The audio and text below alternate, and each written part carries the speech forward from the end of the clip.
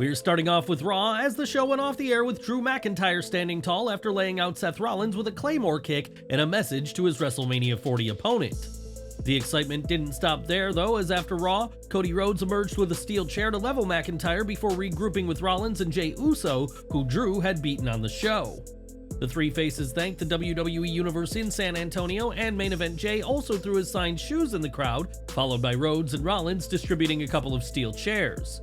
Rhodes and Rollins will be on SmackDown to confront Roman Reigns and The Rock in their first encounter since that press event, and expect plenty when the two sides come face to face.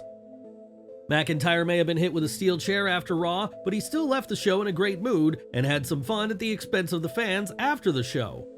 On Twitter, McIntyre shared a video of himself driving in the parking lot and saw a bunch of fans booing him and chanting CM Punk, and antagonized them by playing Punk's entrance theme. McIntyre was pleased with what he called a victory lap and used a Simpsons quote in the caption to question if the fans were booing him or actually supporting him. The Scottish Warrior is thriving in this new role as a heel, which has proven to be a hit with fans, and he now has a golden opportunity at WrestleMania 40, unlike a certain Chicago-made star. Are you enjoying McIntyre's run as a heel? And do you see him as the next WWE World Heavyweight Champion? Give your prediction in the comments. It's obvious that Drew McIntyre and Seth Rollins are going to get more intense from here, especially given what was said during and after this week's Raw. During a promo on the show, McIntyre branded Rollins a spotlight junkie who is more interested in inserting himself in big moments than on being Raw's world champion. McIntyre pointed out how when CM Punk, Cody Rhodes, and The Rock all returned to WWE, Rollins was right there, neglecting his role on Raw, at least according to Drew. After the show, Rollins took to social media to fire back, branding McIntyre a jack-off and saying that he's worked hard for years to ensure that there's a world title for Drew to challenge for. Firing back, McIntyre questioned where this energy was during this week's Raw and expect things to get uglier from here for the pair as we close in on WrestleMania 40. Now, WrestleMania 40 is just 31 days away, and plans for the show are coming together, but it appears that one match for the show may have been changed. On Raw, it was announced that a gauntlet match will determine Gunther's challenger for April, but the list of entrants has raised some eyebrows. While WWE hinted that Miz and R-Truth would be challengers for the Intercontinental title on the previous week's Raw, neither man will be in the gauntlet match in a change of plans for WrestleMania. On Wrestling Observer Radio, it was acknowledged that Miz and Truth weren't listed for the match despite being present at Raw, as WWE may have different plans for the pair. Perhaps Miz and Truth will be challenging for the tag titles at WrestleMania instead, but whatever the future holds, an Intercontinental title match isn't in the cards for either man. Over to NXT Roadblock as the No Quarter Catch crew vowed to defend the Heritage Cup as a group and said they'd enter the tag title contenders elimination tournament. Their promo was cut short by the arrival of William Regal in his first appearance at a WWE event since returning last year, and he was there to confront his son, Charlie Dempsey. Amid chants of "That's your father," Regal warned Dempsey to defend the cup with integrity for the sake of British wrestling, only to be mocked by his child. While the idea of Regal and Dempsey exchanging words is exciting on paper, NXT refused to acknowledge that Dempsey was talking down to his own father.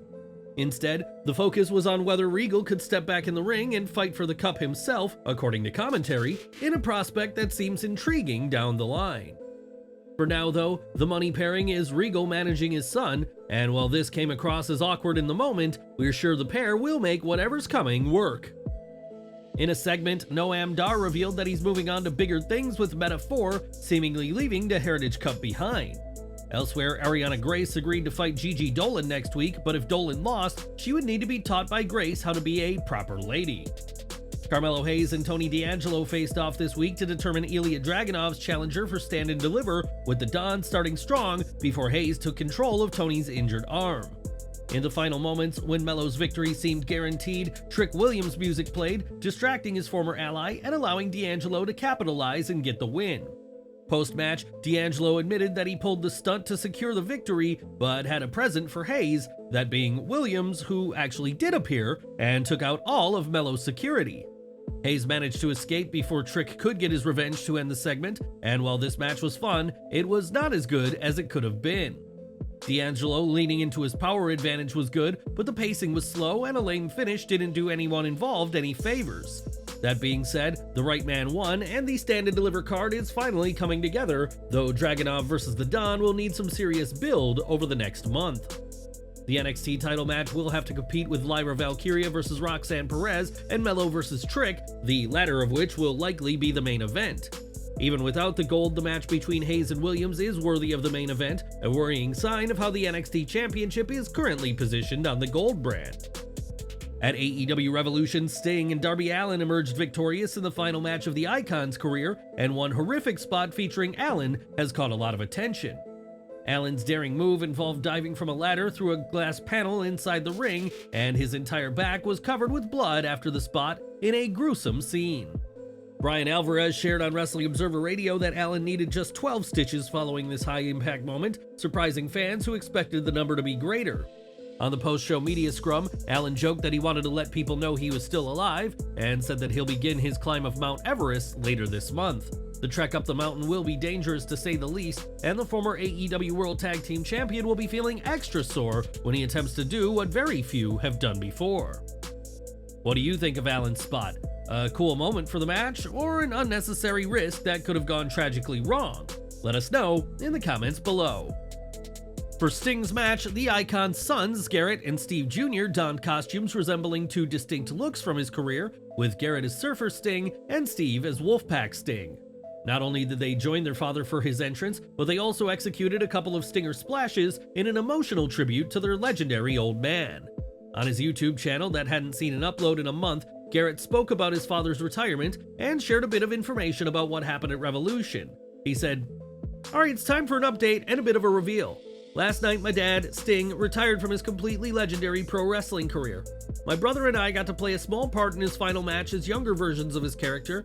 I've got the American outfit, my brother has the red, or Surfer Sting and Wolfpack Sting for any wrestling fans. It was absolutely insane, and by far the coolest night of my entire life. The admiration and love from the fans towards my dad made me even more proud of him than I already am.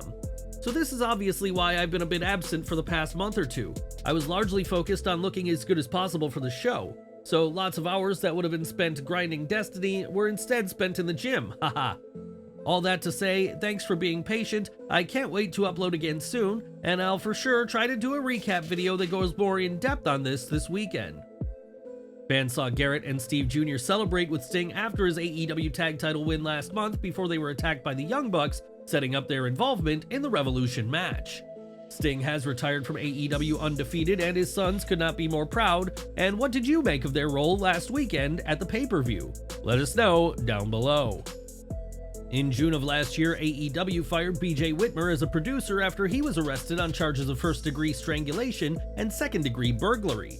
Whitmer had heat in AEW prior to his arrest, and his arrest was certainly enough to cause his firing from the company, and AEW has since offered assistance to Whitmer's victim.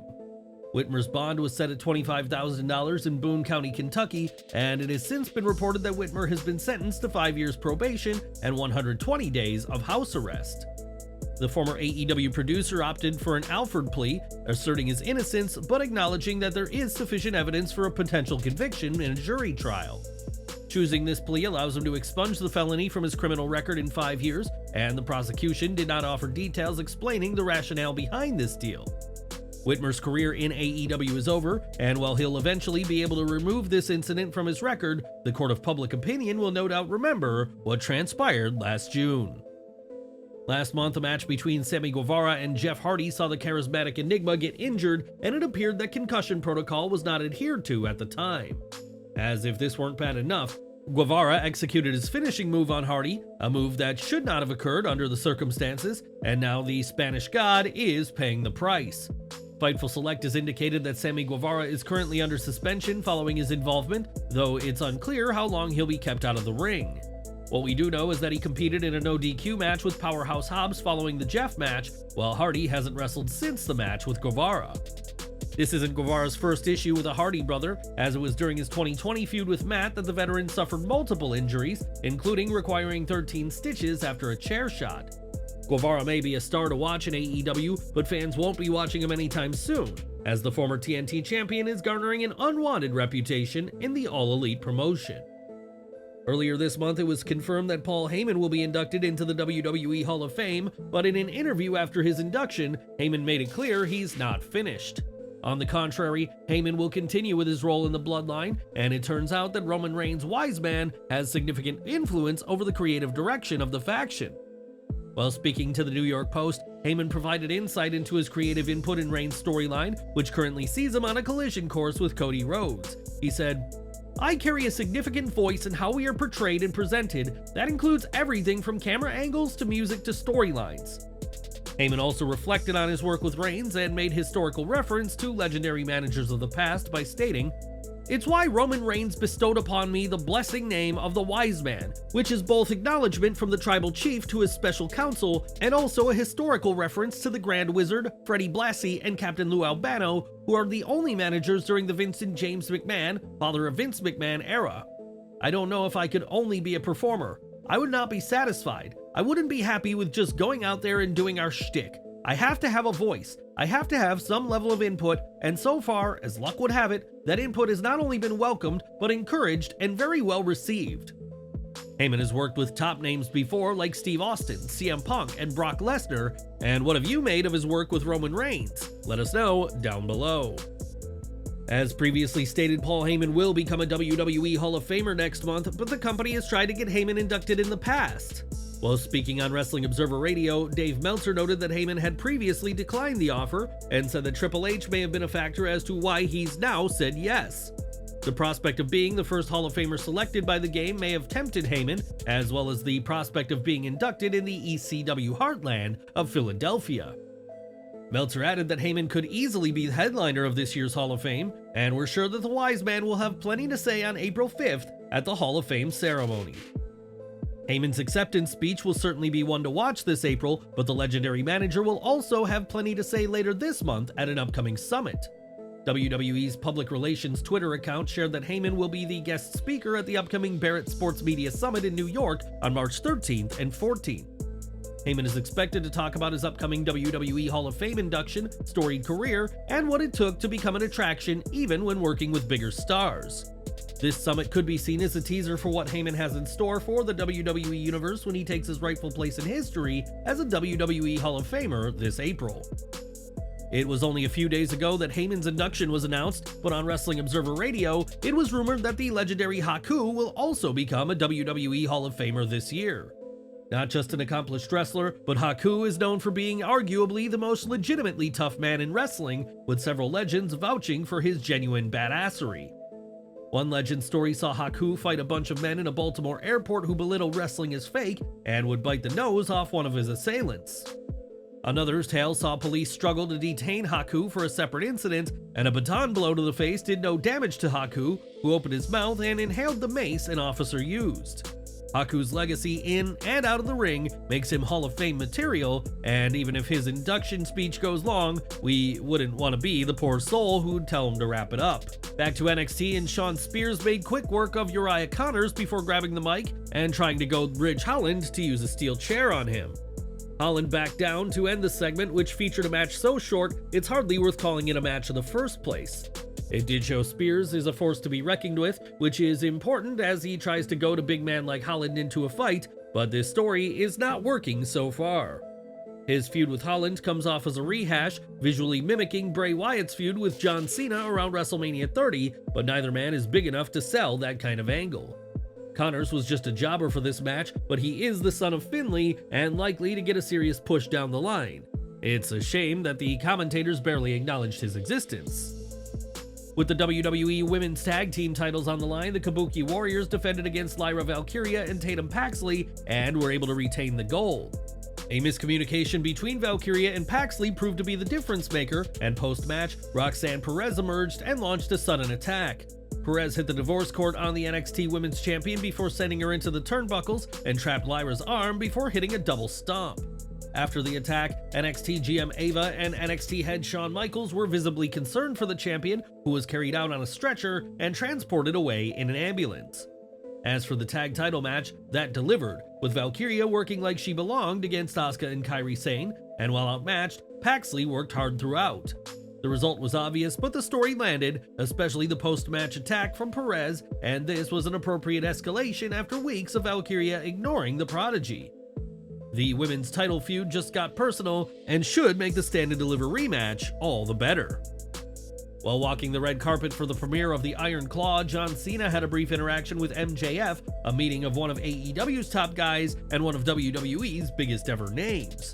During the Insight podcast, Cena was asked about this interaction and said he doesn't think the old him would have interacted with MJF just because he was so focused on WWE.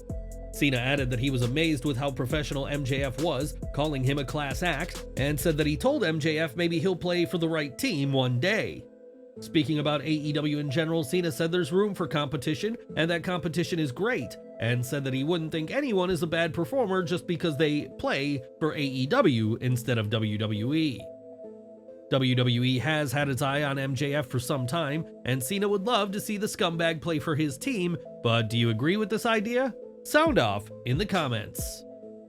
Now, WWE's decade-long deal with the Kingdom of Saudi Arabia is still going strong, and after the success of Crown Jewel, fans of the nation are eagerly anticipating their next show. According to PW Insider, WWE is currently eyeing the month of May for their next premium live event in Saudi Arabia, which makes sense given that May 2023 saw an event overseas as well. WWE always puts on a big show in Saudi Arabia, and the next event isn't expected to be any different, and with May drawing near, expect confirmation by the company sooner rather than later. When Jade Cargill joined WWE, fans immediately speculated on dream matches for the former AEW TBS champion, and one name that kept coming up is Bianca Belair. The pair are both incredibly strong black athletes on the roster, and during the Gorilla Position podcast, Belair said that she's hoping to face Cargill at WrestleMania 40. Belair also acknowledged Tiffany Stratton as a possible WrestleMania adversary, and who do you want to see step in the ring with the EST next month? In the Asylum match, Dijak used all he could inside the cage to try and put Joe Gacy down, and it took a feast your eyes to finally put his rival away. This was hardly a technical clinic, but it didn't have to be, and this win should realistically elevate Dijak into something bigger, perhaps a North American title match at Stand and Deliver. For their NXT Tag Team title match, Braun Breaker and Baron Corbin arrived in plastic wolf masks and were ready to defend against Chase U. Andre Chase sent Breaker and Duke Hudson to the floor, then Breaker hit Hudson with a clothesline onto the announce table in a cool spot that showed the talents of all involved. Andre Chase fought hard to battle through the power of Breaker and Corbin, but once Duke Hudson was wiped out outside, the Wolf Dogs hit the End of Days and Spear to win. The Wolf Dogs work as a tag team as their chemistry is obvious, and both are working with an energetic style together they didn't use when apart, making for good matches with anyone. Chase U was not a perfect pairing for Breaker and Corbin, but it was still fun. The Professor fought hard and almost sold the upset down the stretch. Until the JC Jane drama is dealt with, Chase and Hudson will not be a serious championship contender. That shouldn't stop NXT from putting them in these spots though, because Chase U is fun to watch. Speaking of JC Jane, she could be seen calling Chase U losers behind their back, and Thea Hale stormed off in an outrage. Fallon Henley tried to clear up issues between Thea Hale and Riley Osborne, but Blair Davenport interrupted to mock them, setting up a match later. Later in the show, Hale was found attacking Kiana James and Izzy Dame backstage, clearly frustrated over what has been happening as of late. In the aforementioned match, Fallon Henley dispatched of Blair Davenport thanks to the returning Sol Ruca, who planted Blair with a cartwheel DDT. It makes sense for her to target Davenport since Ruca was another one of Davenport's parking lot victims, and this was a fun way to reintroduce the young superstar. And that was NXT Roadblock 2024, and what did you think? Give your take in the comments section below.